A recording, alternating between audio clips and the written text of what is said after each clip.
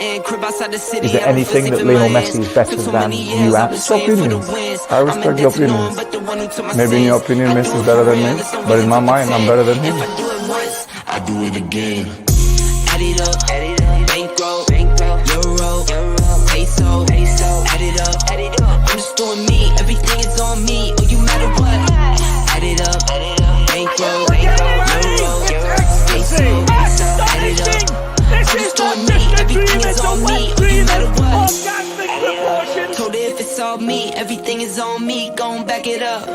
Matter what? Told you I'ma do me. Why you hating on me? It's not adding up.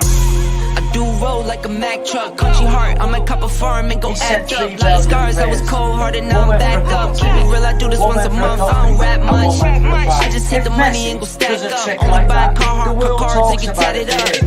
All that other bull, it don't matter much. You only climb me, I put the ladders up. No fault, I done doubled up on the workload. I think I fell in love with the bankroll. Pray up, get money, then we lay low. Add it up, euro, peso, add it up. I'm just doing me, everything is on me. Oh, you matter what? Add it up,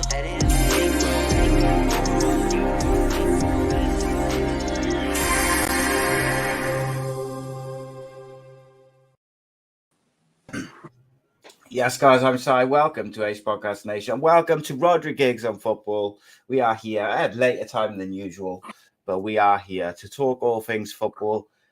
Just as we wait for some of the latecomers to join us this evening, we'll go through a little Super 6 charity update. There was no fantasy football update tonight, but only the Super 6 one, as well as only just come back from his holidays, so he hasn't had time to get into a full update. But David Leitch won the August Manager of the Month prize, securing 33 points. Jonathan Bromley, with 14 points, won the last round. In terms of myself and Rodri's on the comeback trail. He's now got a lead of 2 points as he makes it 32-30. So how many is that now that I beat you on? How many weeks? 4 or 5 weeks? 2 weeks in a row, mate. Sorry, but carry on. Go on. 2 weeks in a row, mate. Don't get too excited, don't I? Think you'll find it's free, pal, but carry on. Absolutely not. But it doesn't matter, mate. You're still only 2 points ahead. What can I say? I had to give you a chance to make it interesting for the viewers, isn't it? Otherwise, it's boring.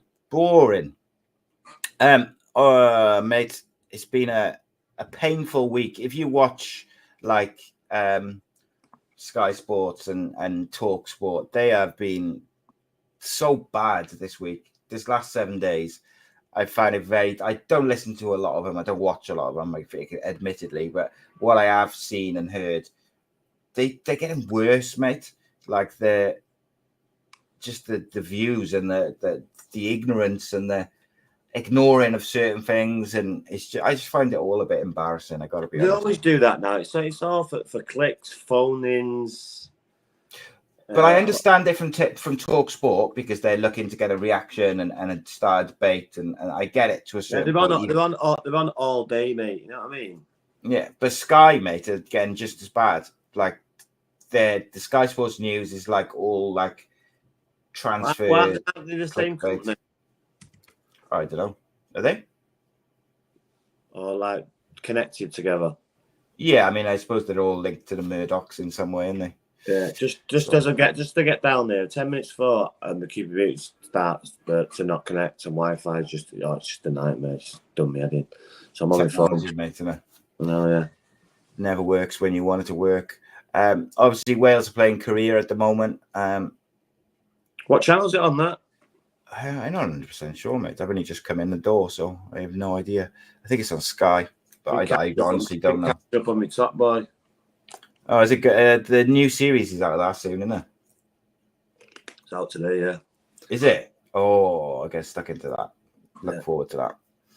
The that Wales Korea game is a joke, mate. Right? So Wales are playing South Korea in a friendly, and it's £28 for a ticket.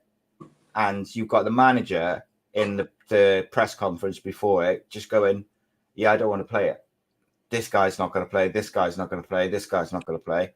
I don't want to play it. And it's like, so why should the fans travel down from, a lot of fans travel from like North Wales and that to to come and watch Wales play in friendlies and in all these games, and I find it a bit outrageous that he had that sort of attitude to it. And I didn't particularly like the squad he picked either. I got to be honest. But yeah, they no good at selling the fight, would they?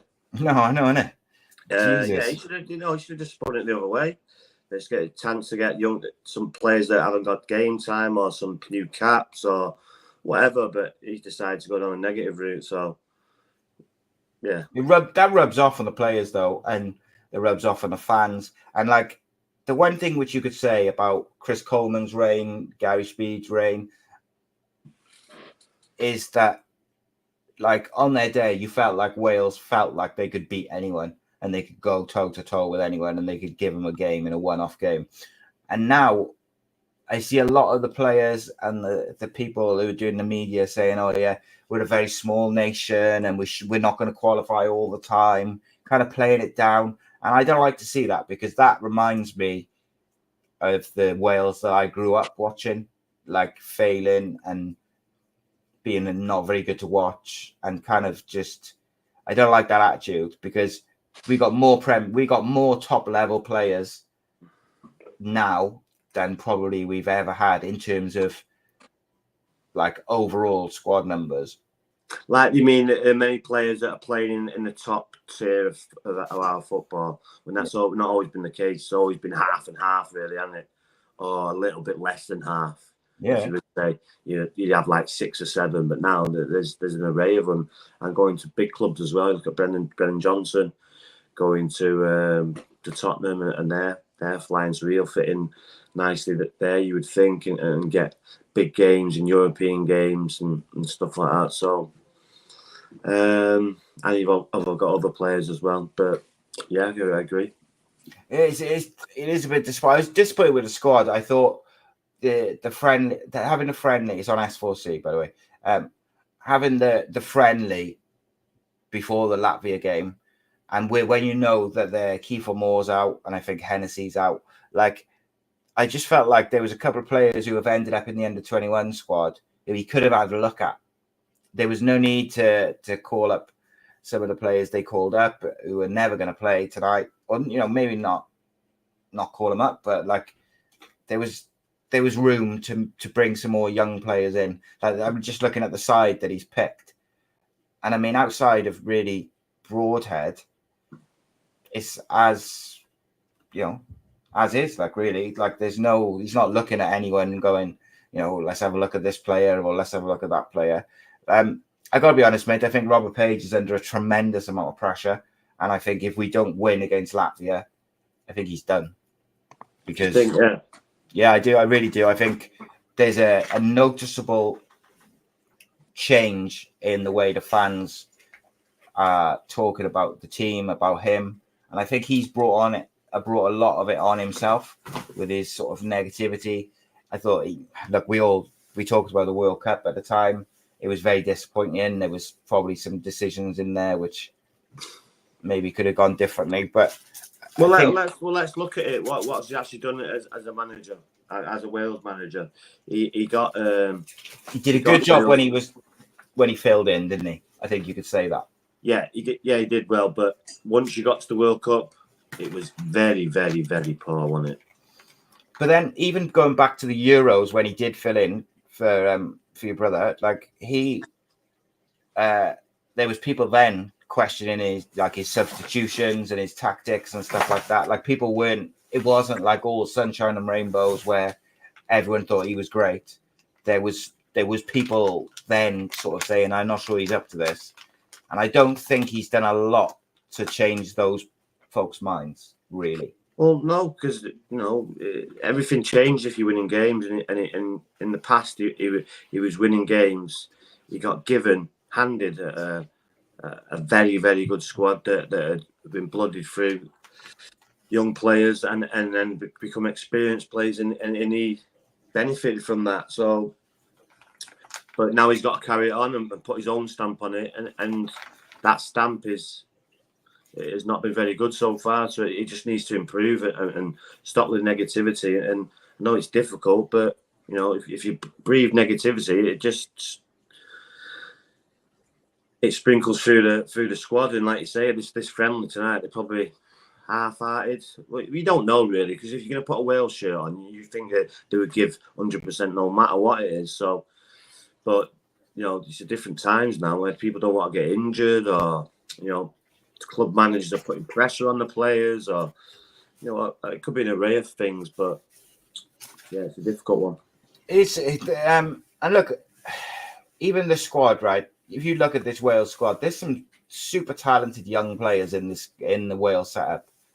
Like you got the likes of Cabango and Rabi Matonda and Ampadu and these are young football, Nico Williams, young footballers, Brennan Johnson, young footballers who've got a lot of football to play in their careers and stuff like that.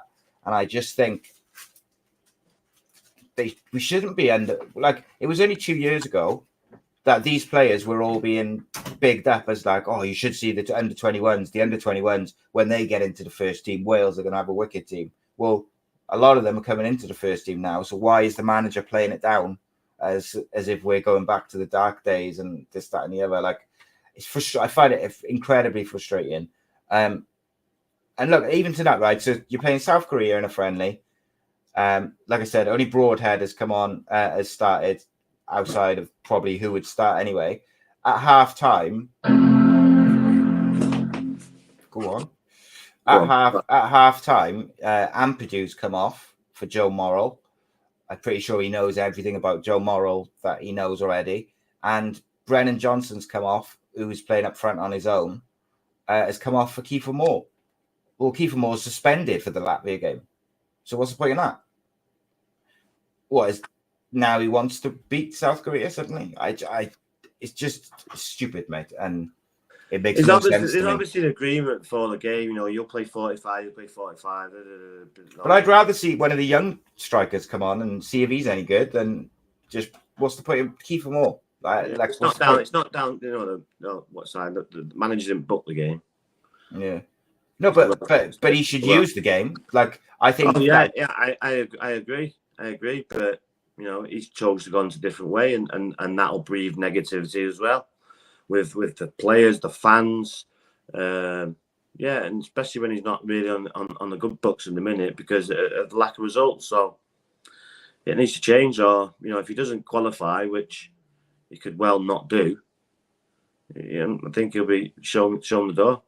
Yeah, I mean, like Tommy Tornado says there, he said if we can't beat Latvia, then he's got to go basically. And I think, look, that is absolutely. Is it at home as well?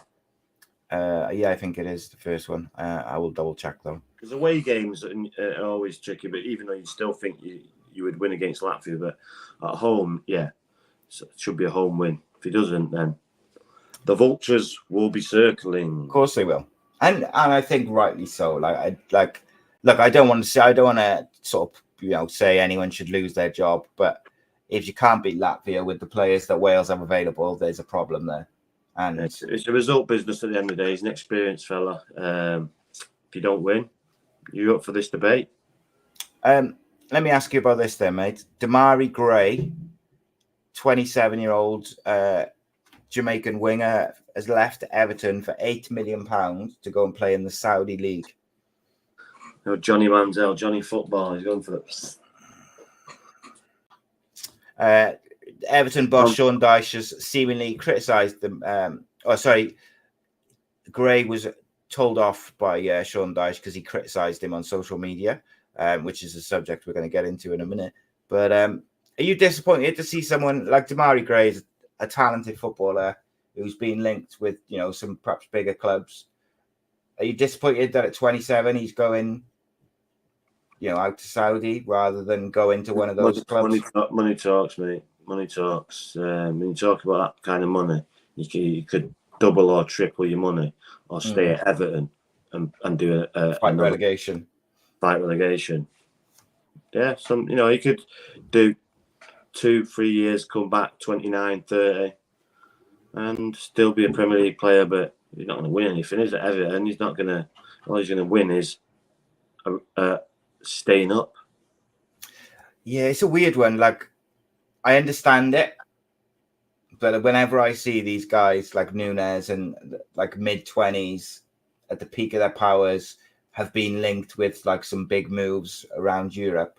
I almost feel like a bit disappointed that they've gone. But like, look, who is anyone to criticize anyone's choices?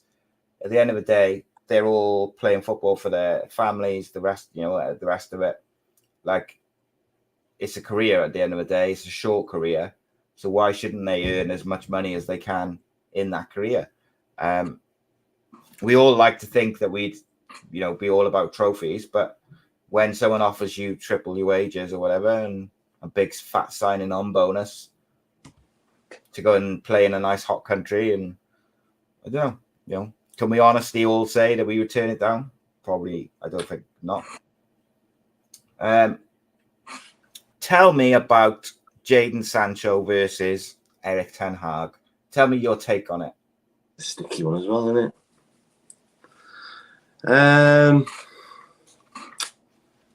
Yeah, it's a weird one, that, isn't it? He's threw his play under the bus, really. See, I slightly disagree with that, but go on. What did you ever hear Sir Alex Ferguson say, no, he's not playing because he's not trained well? But he didn't. He got asked the question. So if he says, okay, he's injured. He's not been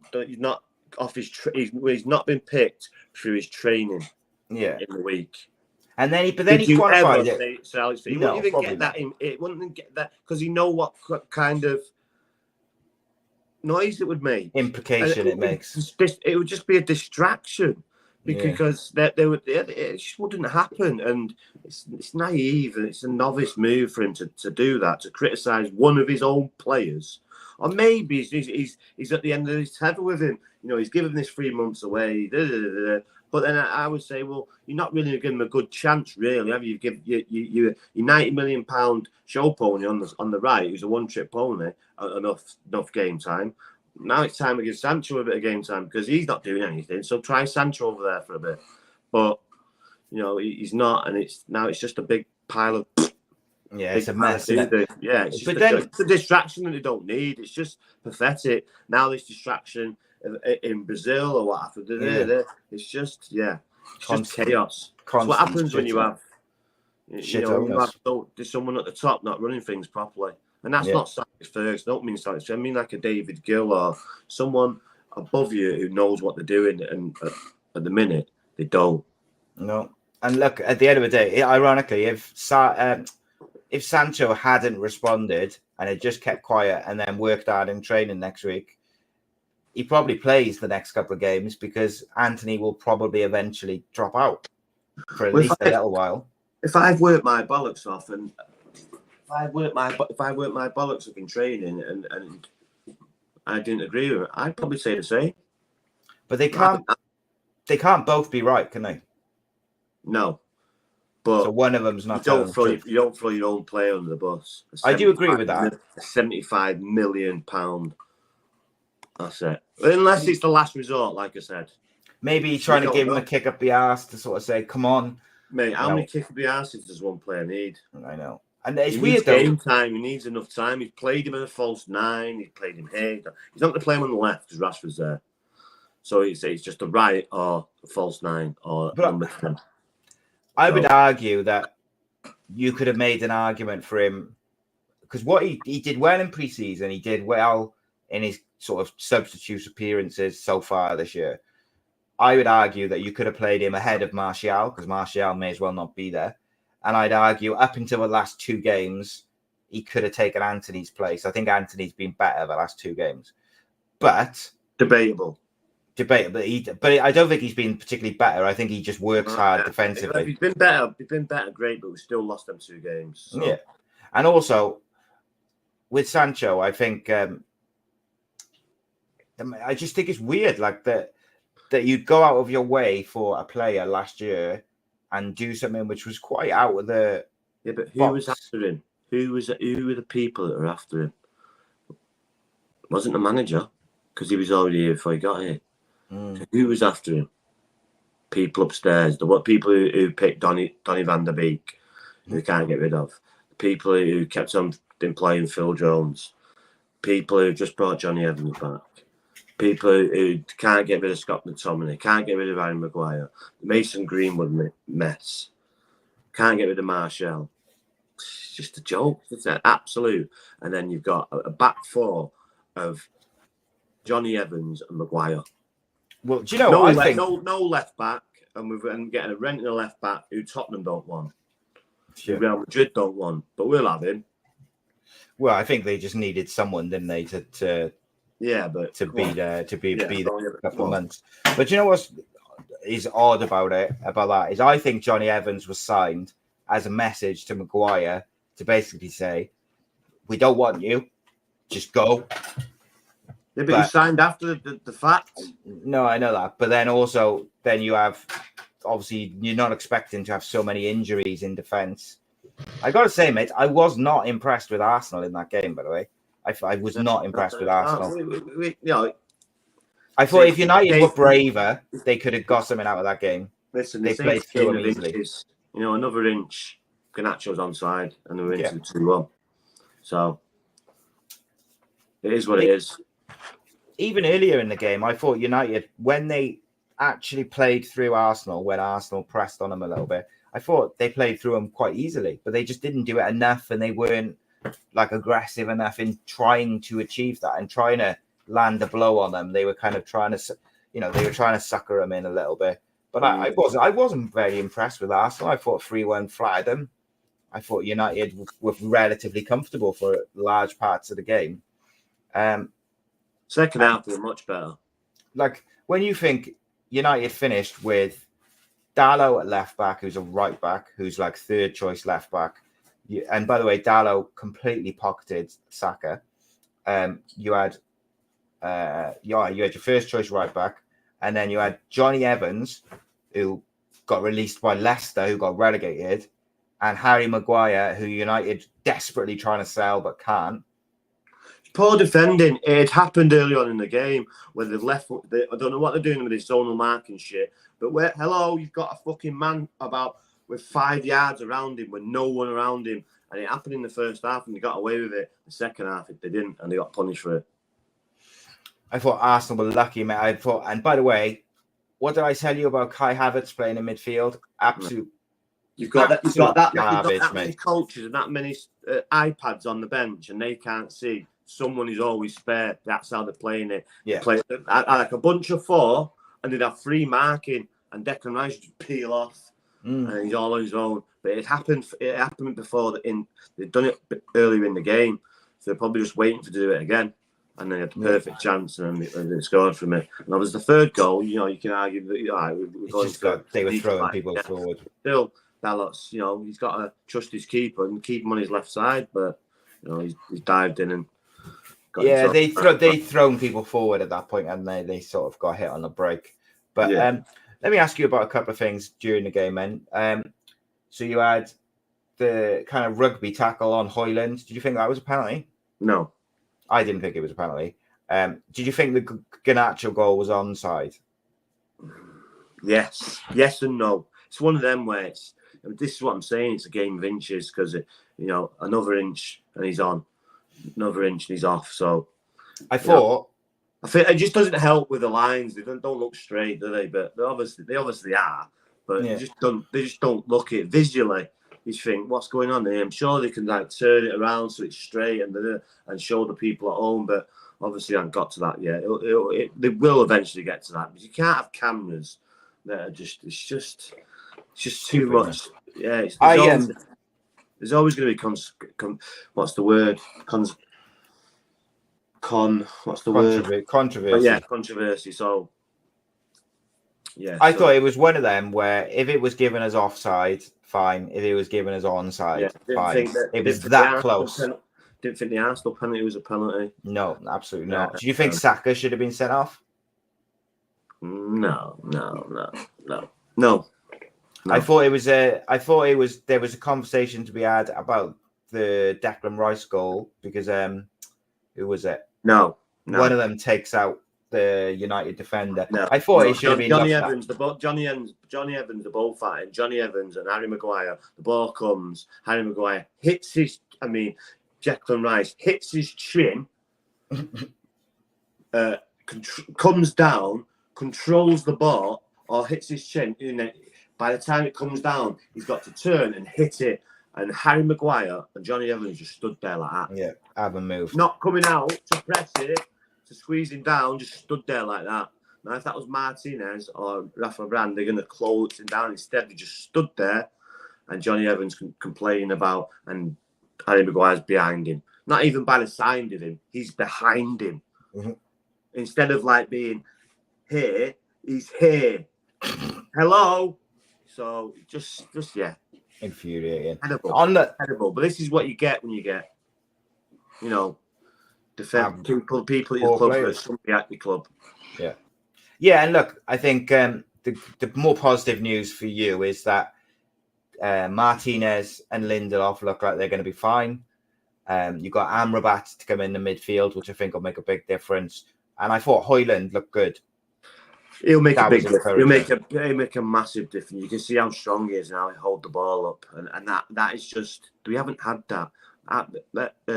Marcus Rashford, when he plays like a number 9, his touch is like a set of railings. It's just terrible. So he's Martial may as well not be on the pitch. Martial's terrible. Yeah, he's just made a what's it. So he's just always injured. And no, this guy's strong.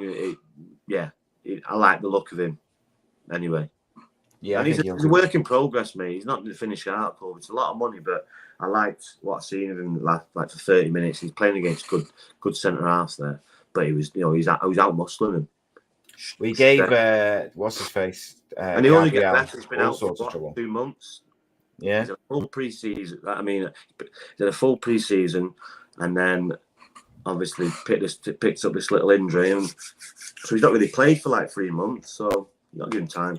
Gabriel doing well going away international. We'll get some minutes with Denmark, so it's all good.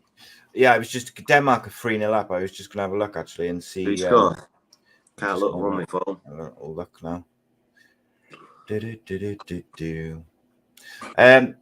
But yeah, I like I said, I'm not very impressed with Arsenal at all, mate. I think they look ropey as hell. And I like. This is part of my thing with TalkSport and Sky. Like Sky is supposed to be the cream of the crop in terms of analysis of football, and I just think at the moment they're so off their game. It's terrible. Couple of questions for you, mate. What's his squad, Denmark? Do you know? I'm just looking now. Couple of questions though. Are you surprised that no one has signed up David De Gea, considering he had the Golden Glove last year, even though with his couple of issues he had? Are you surprised that no one's picked him up? He probably wants big money. He's just left a contract on 350 grand. Mind you, you'll get him on a free though, won't you? Yeah. Yeah, I am surprised actually. Yeah, I am. But then I'm not, because his footwork isn't the best. Yeah, I agree. And these modern managers like the keepers to play from the front, play from the back. Sorry. But also, quite often, his the reason he makes such sensational saves is because his positioning or his initial footwork before the dive isn't that strong. So he ends up having to recover. Like, he's clearly a very talented keeper shot stopper, but sometimes he has to do more because of the weaknesses in his own game, if that makes sense. And obviously, there's the issues with his passing and the ball at his feet. So Højbjerg scored, Marley, and I don't know who scored the third goal. Wind. So no, yeah, Højlund. I don't know if Højlund's playing now, so I don't know, because for some reason the BBC hasn't got up all the lineups and stuff. Let's have a look. What else we got? There was another question. What do you think of this added time malarkey? Because we saw it. Well, it should stop. If people whinge about it, stop. What time wasting? But then there was this weird thing. I thought Onana was a bit unlucky to get booked. Did you not see the stats last year? The games in. Oh yeah, some of them was ridiculous. The ball's in the pitch for like 58 mintes. That's outrageous, isn't it? Yeah, absolutely outrageous. So we're missing 30 minutes of football. So it might switch it around a bit. Well, no, don't waste time, because they'll just add it on at the end. Yeah. Well, we haven't got a squad for it, so maybe the small clubs will stop doing it. Yeah. Indeed. I mean, United got done by it because obviously Arsenal scored in injury time and stuff. You do it. You're going Cost to you. pay but it's going to take a while, this, because it's so ingrained of people to waste time and stop people playing, or stop them playing, or and the famous Especially away from home, innit? Yeah, Like famous teams just go and... Jose Mourinho saying to the Chelsea team when they went to Liverpool and Steven Gerrard slipped that day, slow down, get the crowd on the backs, slow everything down, make fouls, niggle everyone. We'll see what happens, but it's going to take time, this one. Yeah, Reece says he was amazing in the World Cup. You had 14 minutes added time. Holland scored against Argentina. It makes it more exciting. I think people are getting tired, and the better teams with the bigger squads, who can make better changes, will benefit later on in the game. Yeah, 100%. Reece also says, he said, if you're a team fighting relegation, surely you'd rather a shot stopper than a ball playing keeper.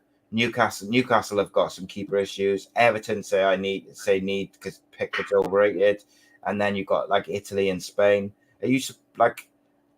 It's interesting, isn't it? I think it's a big part of it's probably the amount of money he's asking. But you won't get rid of the England keeper to bring in someone who's 2 years, whatever.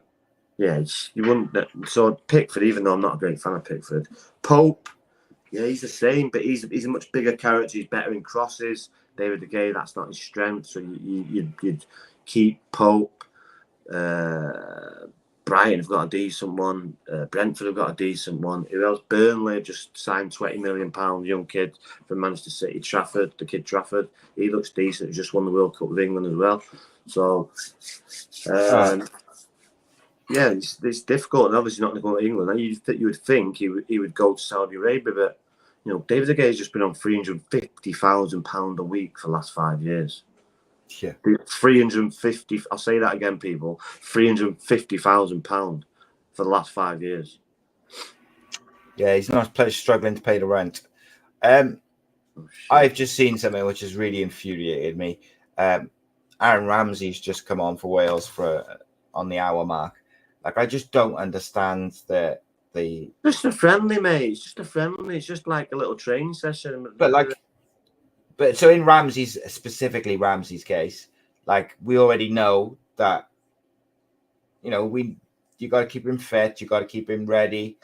Like, we got a game against Latvia, which was must win. Let me tell you now, right? Even if I was there, right, and I know what you're saying and all that crap, but some of these players might be, I want to play for my country. I want to play, and that's what I'd be like. I don't care. I'm there. I'm here. I want to play. Yeah. So play me. I want to play for the country. It's an honour to play for the country, so I want to put that shirt on again. So, and some of them might be like that. You just don't know. Yeah, no, I get that side of it. I just think in his case, with the injuries and a big, a qualifier coming up, which they have to win. But it's 30 minutes, mate, and it's like a friendly. It's like a charity game. It's just like just a stroll. Yeah. Friendlies, international friend. Like, why have we got an international break? Like 3 weeks, 4 weeks into the season. I just don't get it. Like, what's the point? What was I going to ask you about? I was going to ask you. Oh yeah, mate.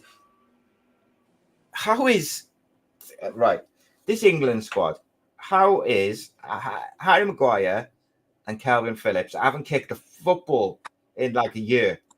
They warm up and then they sit on the bench. It's always been the same. Cricket, mate, it's not rugby, that much, is it? Football. Managers pick their favourites. It's standard 101. Don't ask me why. It just happens. People just have the favourites. It's simple. Like just people have the favourites. Even Nketiah, I'm not sure how he's in there. Or people or have friends. But, I've never won anything with a bunch of friends playing football. Yeah. Because I don't go to join a team because mates are there. I go to join and think they're going to win something, so I'm going to go there. And that's why I go there. And they do win things. That's why I went there. Don't go to make friends. If I make friends, great. But, yeah. But that's the way it is. So, especially with England, they have the favourites. and there's players that are well deserved of the shirt more. And yeah, if I'm James Ward-Prowse, mate, I'm seriously contemplating retiring from international football.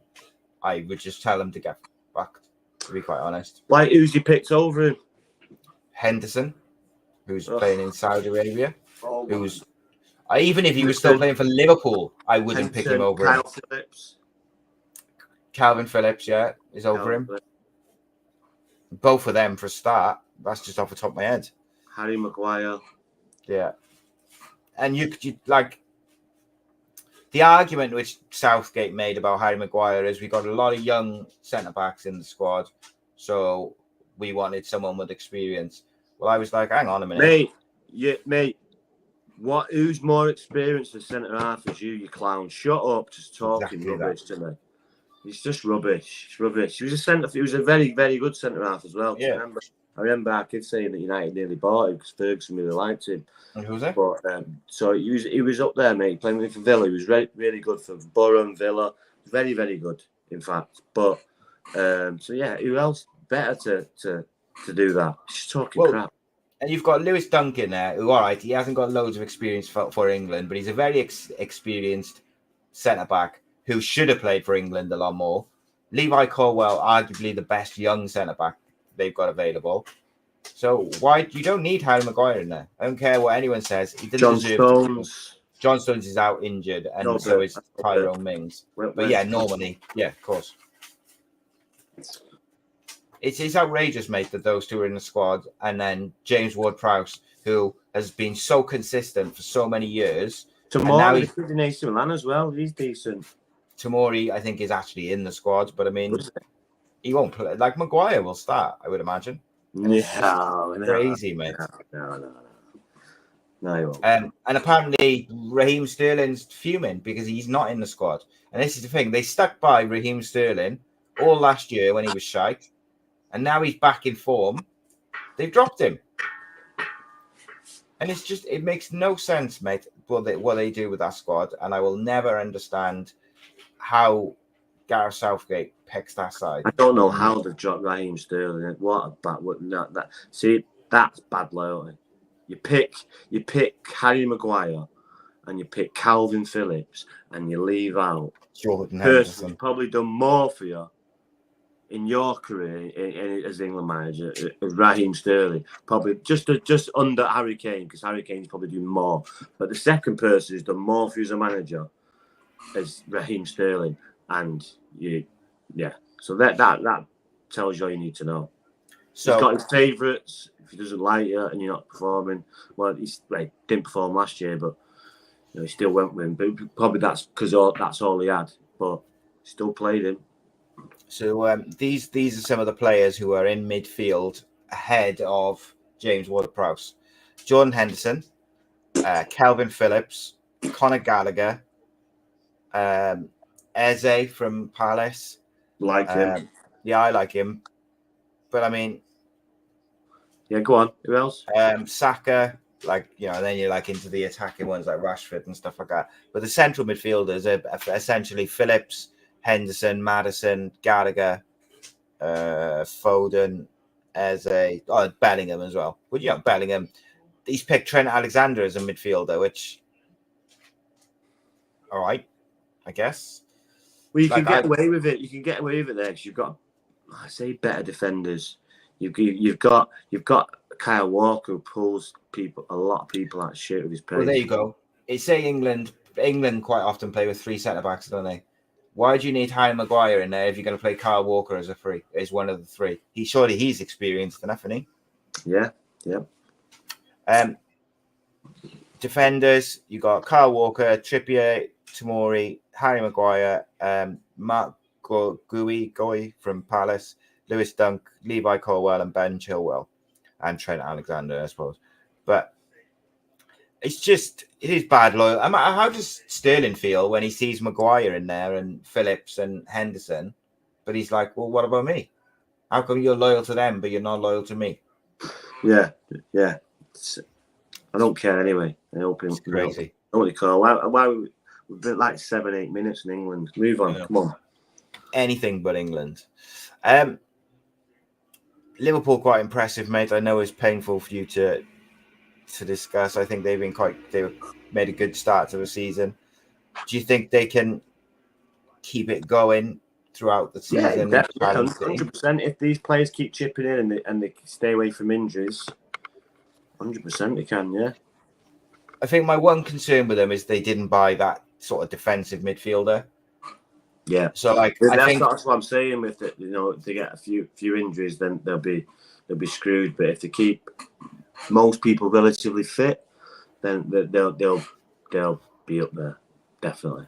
And I think you can get away with Trent Alexander as that sort of. But they'll have an issue next year when Mo Salah goes. So, but until then, they'll do well this year. Med, he might even go in January. He might. I think is their window closed now? The Saudi window. I think it's closed now. But he ain't going in January. He's gonna, he's gonna give Liverpool 200 million. He's gonna give him another year. Then he's off. Yeah. Are you surprised they turned down 150? No. For a 31-year-old. No. It's a day before the transfer window. They not this season on the head. Yeah, there's nowhere to go. Cut the manager's leg off. But then, no, you'd be fuming though a day before that, and you accept it, and a day before. Mm-hmm. Where's my replacement? Yeah. But I mean, they've signed some players. Like I think, I don't think they miss him as much. Come on, replacement. 30 goals a season. Come on, 20-odd goals, 30 goals a season. Assists, the work rate, the closing down, everything that goes with it. Yeah, they'd miss him massively. They could have sold him for 200 million, put 125 in for Mbappe, and then another 75 in for Saka. So that's what Reece says. But those clubs wouldn't accept it the day of the window. They wouldn't accept 125. And why would Mbappe want to go there? He wants to go to Real Madrid. Yeah, they only even got Champions League football this year, have they? No, he's going to PSG, and next year he'll go to Real Madrid from now. Yeah, I just think that Liverpool's one problem. Sell him in January. Yeah, I mean, it depends how much money they offer in it. Like, mate, when you've got billions of billions as ashtray change, you don't care about money. So PSG, we're keeping you to the contract runs out. End of. That's what I'd be like as well if I had though. You say now, staying. No, I'm not gonna play. All right, see in a bit. But I mean, he might have a say in it, like his family in it, and he might have a say in it as well. He might eventually say to them, "Look, I would like to go there." Sai, he's going to Real Madrid. No, I mean, there's Salah to what's called? Right, to Saudi. No, but he's not going to do that.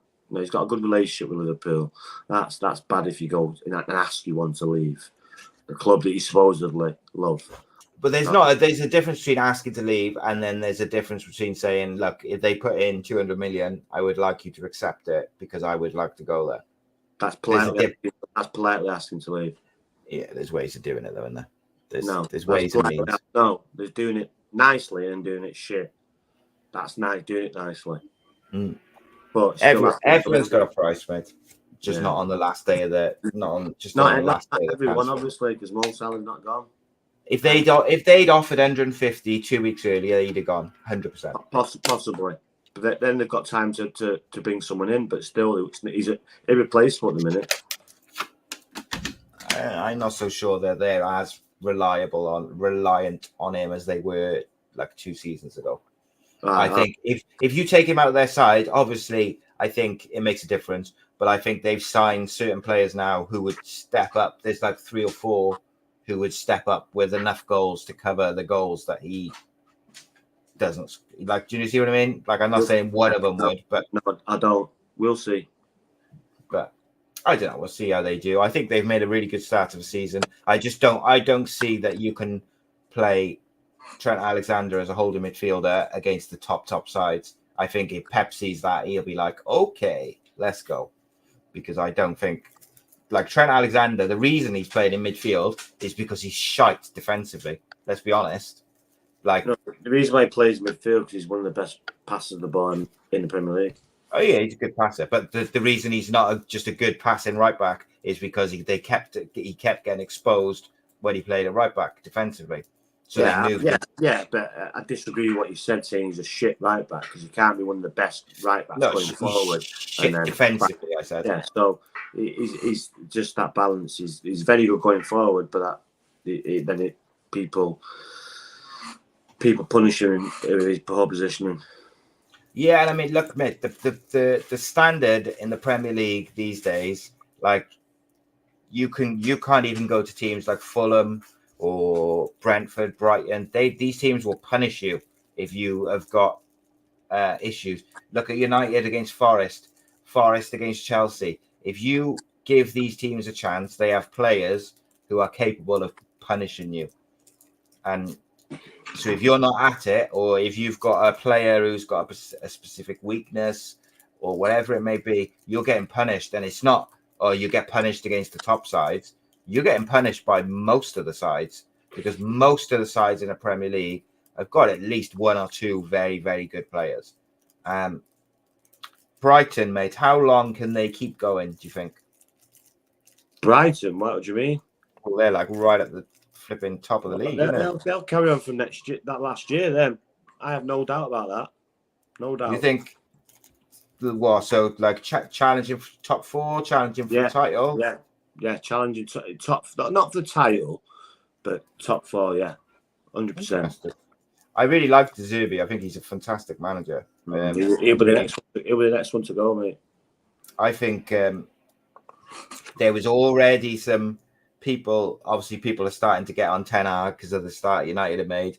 I saw a few little of these sort of pundits and people saying, "Oh, United should sack Ten Hag and go for De Zerbi." And I was like, "Well, Jesus Christ, that didn't take long," because like 6 months ago, it was like, give him time, and he's shown that he's gonna, he can win trophies and he can build a squad, and he's dealt with the Ronaldo situation, and he's dealt with this and he's dealt with that, and now all of a sudden it's like, oh yeah, sack him. 4 games into the season, these people.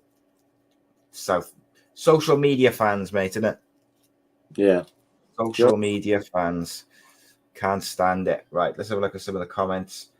Borough fan says you love talking about England. Yeah. Just like to bring balanced views, that's all. Reece says it happened in Euro 2016. England didn't take Mark Noble, who was probably one of the best midfielders in England at the time. He was quality. They lacked a real leader, and they didn't even pick him. Yeah, they've done it over the years many a time, haven't they? Not picked certain players because they have favourites. It's just one of them things. But if I'm James Ward-Prowse, I've probably had enough of it by now, because he has started this season on fire. Just take no notice of it and just keep doing what you're doing. It's got to be like frustrating, though, isn't it? Surely, like if that's the pinnacle of your career to play for your country, and you just, what more can he do? Well, I don't see what more he can do to get in the squad. But, totally agree. United got Brighton next up. Are you worried about that? Is that home or away? Tell you now, but I think it's at home, isn't it? I think it's at United. Are you worried about that game? I'm not worried because it's at United. No, I'm not worried. No, because you got to perform at home. I'd be worried if it was away. But you got to perform. If you don't perform against these teams, they turn you over. They've had a bad result already, 3-0. Who was that against? West Ham, was it? Who was it? West Ham. Yeah, so they can be got at, but no, we've seen it before. They'll be up for it. Old Trafford against Man United had not a great start, so you get on them early, get the crowd. If United score early, then it might have a good day, but if they don't, then the crowd could get edgy. I think I gotta be honest. I think part of it will depend on what defenders they got fit, and also I also think that Amrabat in the midfield, Højlund up front, like they'll make a lot of difference to how United just a bit more stability and control. But Brighton, by the way, mate, they've been so good that if United play like they did against Wolves or against Forest or the second half against Spurs, they could be in real trouble.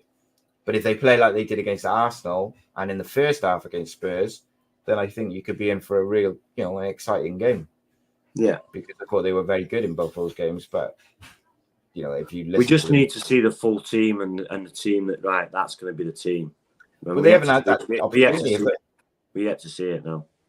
And I think, the media would have you believe that the walls are falling in, wouldn't they? But when you haven't even been able to play your first team and in some of your new signings, I think you can accept that maybe it's going to be a bit hit and miss until those players are fully implemented into the squad. Who has kind of stood out for you, though, over that last weekend of football? Who stood out? So I'll remind you because it feels like an age ago. So obviously Arsenal beat United on the Sunday. And then we had Brighton have impressed me. Liverpool impressed me in the Newcastle game. Obviously City. Who else? West Ham have really surprised me, and I've watched them a lot. It's enjoyable football. They're a good team, West Ham. So yeah, them teams. What about Spurs? Spurs as well. They're probably definitely up there. Give us a lesson in the second half, and James Maddison. Oh, yeah, good player, and they started really, really well. So they'll be up there. 40 million he was available for. Yeah, no. You surprised no bigger club came in for him, Yes. like an Arsenal or a United or a City? I've seen him when he first went to Norwich and we played at Old Trafford, first game of the season, and he was probably one of the best players on the pitch. Just thinking, why didn't United get him? He's decent. They just signed for Norwich, or he was playing for Norwich. I can't remember where he come from. Where did he come from? Anyway, before Norwich, but yeah, he was very good. Should Newcastle fans be a bit concerned about Newcastle? Yes. They started off well and they have fallen off a cliff. They punched above the weight, didn't they, last year?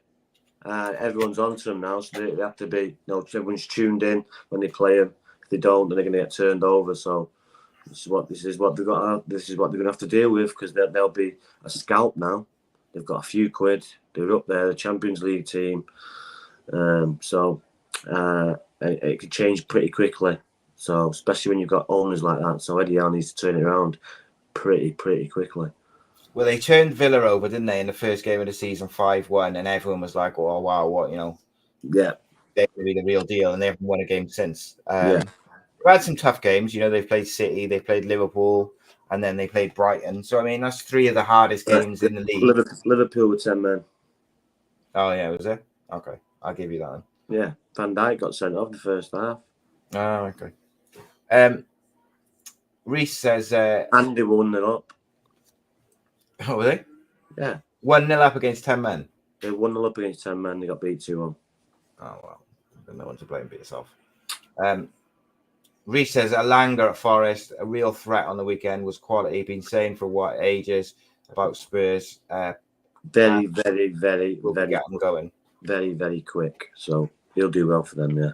Quick. I think Forest, like last transfer window, the biggest problem they had was they signed so many players that it took them half a season to bed them all in. But then by the end of the season, I thought they were pretty good. They'll finish mid-table. I think they'll do pretty well. I really do. I think they'll do like what Fulham did last year, Brentford, these sort of top 12. Yeah, they'll finish mid-table. Bring some good players in. Got some real good players.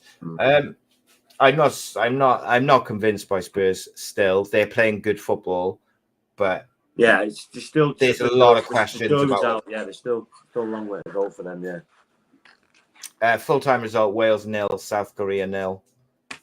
In front of I'm literally starving. Yeah, I'm done now, mate. I was going to say Super 6, but there's no Super 6 to do. No Super 6 this week. Sweet. You're not going to lose this week. That's good. Sweet. Stop the rot. I could try. I could probably find a way, mate. First league game of the season on Saturday, mate, for the boys. Nice. It's good. Oh, it's ours as well, yeah. Saturday we're playing Odsal. And do you know what makes it better is our first league game of the season is against the team who pipped us to the title on like goal difference, by a bit. They didn't win in it. No, they didn't win it in the end. No, No, they brought some players in from their team in a higher league to get the points they needed, which is highly illegal and against the rules, as you know. But loopholes are loopholes, aren't they, Si? yeah, and these people love it, don't they? But yeah, it's a bit frustrating. I felt sorry for the kids because they got done out of Makes winning them the more league. hungry for this year, Si. Indeed, mate. Makes them more But hungry. we've effectively been promoted 2 leagues, so we're in a much harder league than what we were supposed to be in. So it's going to be interesting, mate. Really looking forward to it. Right, all right, mate. And we're filming it as well, so that's going to be even more fun. Great. Right, nice one, mate. As always, a pleasure. Guys, check out my story on Saturday. New episode dropping 12 o'clock. Don't forget. Until then, we bid you farewell.